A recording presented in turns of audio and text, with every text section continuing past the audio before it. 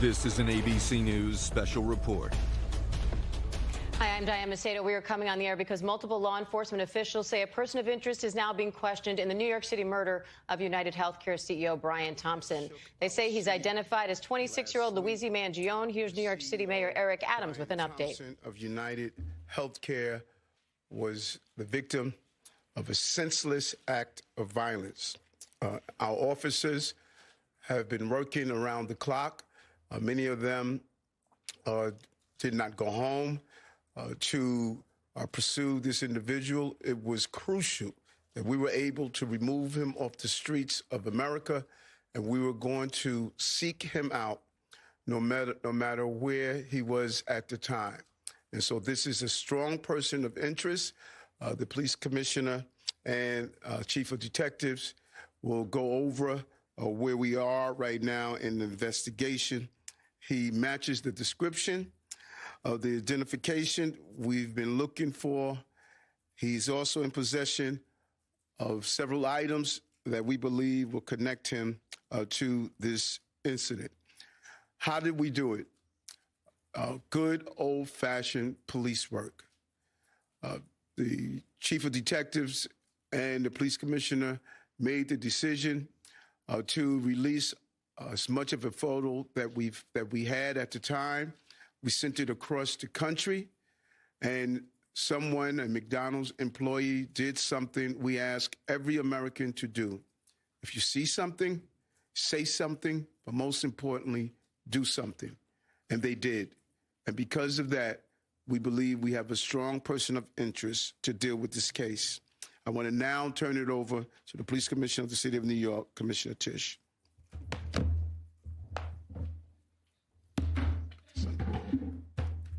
Thank you, Mayor. Good afternoon, everyone. Earlier this morning in Altoona, Pennsylvania, members of the Altoona Police Department arrested Luigi Mangione, a 26-year-old male, on firearms charges. At this time, he is believed to be our person of interest in the brazen targeted murder of Brian Thompson, CEO of UnitedHealthcare, last Wednesday in Midtown Manhattan. The suspect was in a McDonald's and was recognized by an employee who then called local police. Responding officers questioned the suspect, who was acting suspiciously and was carrying multiple fraudulent IDs as well as a U.S. passport. Upon further investigation, officers recovered a firearm on his person as well as a suppressor, both consistent with the weapon used in the murder. They also recovered clothing, including a mask consistent with those worn by our wanted individual. Also recovered was a fraudulent New Jersey ID, matching the ID our suspect used to check into his New York City hostel before the shooting incident. Additionally, officers recovered a handwritten document that speaks to both his motivation and mindset. NYPD detectives are en route to Pennsylvania as we seek to interview the subject further. This apprehension is thanks to the tireless work of the greatest detectives in the world and, of course, the strong relationships we have with our local law enforcement partners. On every level, local, state, and federal, we all serve the same public safety mission. And this case, which captured the attention of an entire nation, is another example of how connected we are and how important it is to work together, share information, and pursue every lead. For just over 5 days, our NYPD investigators combed through thousands of hours of video, followed up on hundreds of tips, and processed every bit of forensic evidence, DNA, fingerprints, IP addresses, and so much more to tighten the net. We deployed drones, canine units, and scuba divers. We leveraged the domain awareness system, Argus cameras, and conducted aviation canvasses. And our detectives also went door to door, interviewing potential witnesses and doing the good old-fashioned police work that our investigators are famous for. This combination of old-school detective work and new-age technology is what led to this result today. And we must also acknowledge the instrumental role the media and the public played in this case. The images that we shared with the public were spread far and wide, and the tips we received led to the recovery of crucial evidence. We should never underestimate the power of the public to be our eyes and our ears in these investigations. This is the third time in 3 weeks that a member of the public has seen something and said something and done something that led to a high-profile arrest. The triple stabbing homicide in Manhattan, the gunpoint robberies in Queens during which an NYPD officer was shot, and now this. Now, the case will continue through the criminal justice process. And while we are proud of today's accomplishment, we must, of course, remember that a family is in mourning. I want to again extend my sympathies to Brian's family, his co-workers, and all who knew him. Finally, I want to thank the women and men of the NYPD, especially our Detective Bureau personnel, with a strong assist from our intelligence analysts. We also thank the SAC of the FBI's Criminal Investigative Division, Leslie Rodriguez-Bekshies. And I want to commend the staff of the Manhattan DA's office, and especially DA Alvin Bragg. He has been working with us 24/7 on this case, and I am incredibly grateful for his partnership. I'll now pass it along to our great Chief of Detectives, Joe Kenny, who will provide additional information. Chief. Thank you, Commissioner. Good afternoon. As the Commissioner stated earlier, a male was taken into custody today at Altoona, Pennsylvania this morning. He has been identified as Luigi Nicholas Mangione. He's a male, 26 years old. He was born and raised in Maryland.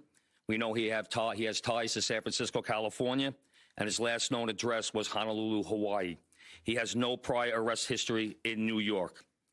Members of the NYPD Detective Bureau are currently traveling to Pennsylvania with members of the Manhattan District Attorney's Office to interview this subject.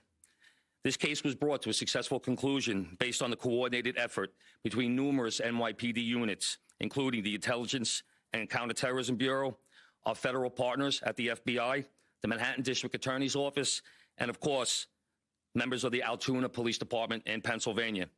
On Thursday, one day after this crime was committed, the NYPD released a photo of the shooter in this case. This picture was obtained by the NYPD during one of their extensive video canvasses.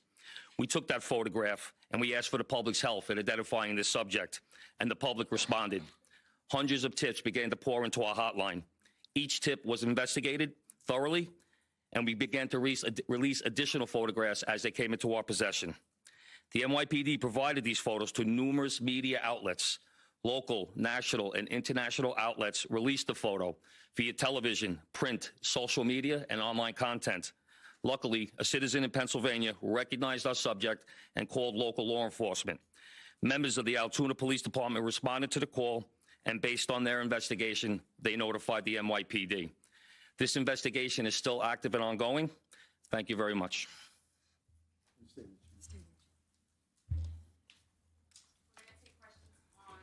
First, and then we'll. Mark? I had a couple questions about the document that he was found in possession with. Can you go a little bit more in depth about those motivations that you mentioned? Was that CEO specifically named in that document? Was there anything more about him wanting to go after others? And also in that document, was there any indication that explains us how the level of detail that he went into killing him? Like, is there anything? Like I said, that document is currently in the possession of the Altoona Police Department as part of their investigation. But just from briefly speaking with them, we don't think that there's any specific threats to other people mentioned in that document. But it does seem that he has some ill will toward corporate America. Over here, sir. NJ? Chief, was the suspect wearing a mask at the time he was spotted in McDonald's? And also, criminal cases often have a linchpin. Can you point to a single linchpin that helped crack this case? There's numerous linchpins in this case, in the fact that we've recovered an enormous amount of forensic evidence, an enormous amount of video, and once again, with your help and the public's help. So I really couldn't put it on one thing, but if I had to, it would be the release of that photograph from the media. You said he had a passport on him. Do you believe he was trying to flee the country? And also, are you still looking for any evidence in Central Park in regards to the bike? We had divers in the water yesterday that came up negative results. The passport, we don't believe that he was planning on doing any traveling at this time. We don't think at this point in our investigation, we don't think he was trying to flee the country. The person at the McDonald's, were they buying food? What were they doing at that exact moment? He was an employee at the McDonald's. Right. But what was the suspect doing? He was sitting there eating. Will the suspect be brought back to New York and charged here, and when? We're going to have to work that out with the Manhattan District Attorney's Office in Altoona, Pennsylvania. He's going to be facing gun charges there, and at some point we'll work out through extradition to bring him back to New York to face charges here, working with the Manhattan District Attorney's Office. Anita from the New York Post. I was just hoping to get more details on the capture itself. Did he put up a fight? Did he say anything to cops? And we've also reported that he published online anti-health care industry rantings. Can you share with us some of the services that he posted on? We're still working through his social media. We're going to do a complete scrub of that. Preliminarily, like I said, he seems that he had some ill will toward corporate America, but that will all come out as part of our investigation. We're not done here. We're still going to be putting this together. We're still going to be working very hard to bring this to a successful conclusion. And the capture itself, did he put up a fight? Did he say anything to police? I don't have that information. Oh, sorry. Can you elaborate on how he got there, the path he took from Port Authority and on the George Washington Bridge to Altoona, PA? Same thing. This just happened this morning. We'll be working, backtracking his steps from New York to Altoona, Pennsylvania. I was going to ask if we knew anything, if he took a bus to Philadelphia first and then somehow got to Altoona. But We're still working on that. We're still working through that. Is there any indication that anybody else was helping him from the inside, as far as tracking the CEO's movements? Once again, we're still working this investigation very hard. It's not at its conclusion yet. That could come out during our investigation, but as of right now, we have no indication that that took place. Chief, did he have any weapons or anything like that with him when he was arrested? He was in possession of a ghost gun that had the capability of firing a 9mm round and a suppressor. Can you get into a little bit about the technical aspects of the investigation? I know you deployed an unprecedented amount of technology. You also activated the Sentry program through Intel. Can you talk about how that is going to play into actually building the case as far as cell phone and all of the other technical aspects of what you've done? In this case, it really came down to technology was the use of drones in Central Park, and really comes down to the video canvas that we did. We used every source of video that we could collect, hundreds and hundreds and hundreds of hours from hundreds of sources, and that helped bring this to where we are right now. The gun is it believed to be the gun used in the shooting? And there was some talk that it was a veterinarian type gun. Is that accurate? No, as of right now, the information we're getting from Altoona is that the gun appears to be a ghost gun. May have been made on a 3D printer. The capability of firing a 9mm round. Obviously, that will come out during our ballistics testing. Oliver? Yeah, Oliver Barnes from the Financial Times. Do you have any indication how long this handwritten, is it a handwritten manifesto that you found on the suspect? And then also whether or not he put it online at all? Don't know if it's online. As of right now, it's a handwritten 3-page document. Chief, does he have ties to that area, and was he someone who you knew by name before his arrest? We believe he may have attended college in Pennsylvania, but like I said earlier, he has ties to Maryland and California and Hawaii. And you knew him by name before today. Was his name on your radar? Excuse me? Was his name on your radar? Was he someone who you had been looking into before his arrest? No, we did not have his name prior to today. Bryn, okay. Does he have any prior arrests? I know there were none for New York City, but is there any prior arrests anywhere else in the country? We have not come across any arrests in the country.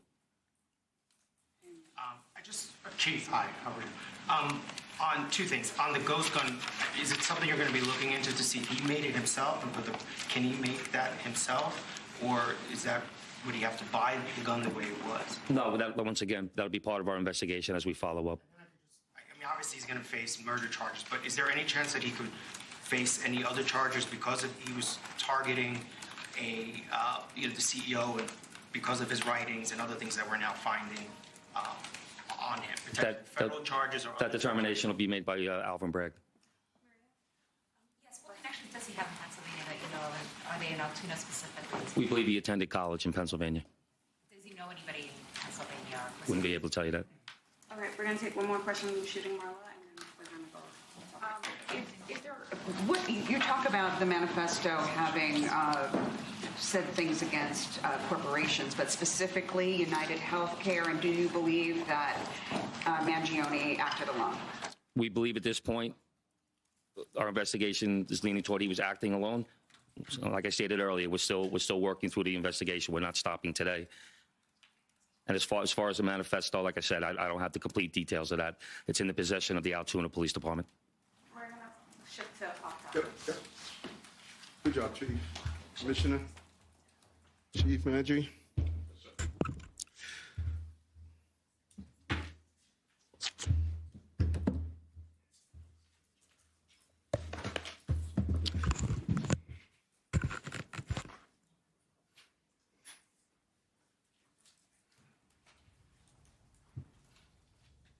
We've been listening there to New York City officials confirming a person of interest is now being questioned in the New York City murder of UnitedHealthcare CEO Brian Thompson. They say he's identified as 26-year-old Luigi Mangione.